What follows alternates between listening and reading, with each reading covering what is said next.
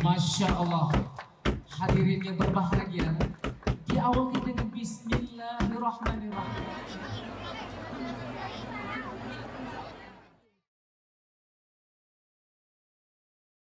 Syederalun penjabat Bupati Aceh Besar Muhammad Iswanto SSTPMM menambuh beduk puncak peringatan kenduri Maulid di lapangan Bungong Cempa, Kota Canto pada Selasa 10 Desember 2024. Tabuh beduk dilakukan sebagai pertanda dimulainya acara kenduri Maulid.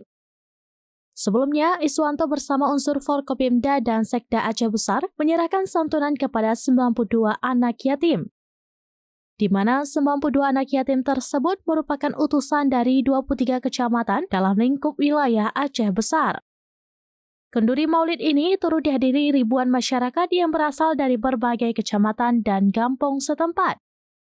Mereka sudah terlihat hadir di lapangan sejak pukul 10.30 waktu Indonesia bagian Barat.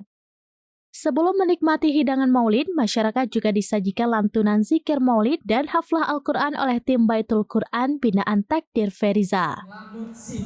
Kemudian Bapak Dandim, Bapak Kajari, dan unsur Forkopimda yang lainnya berkenan untuk mengambil tempat di depan tribun utama.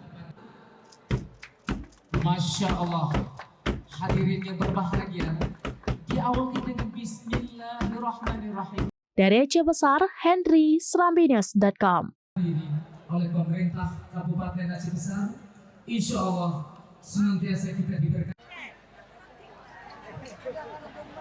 Baik, untuk selanjutnya kepada para Download Tribun X sekarang, menghadirkan lokal menjadi Indonesia.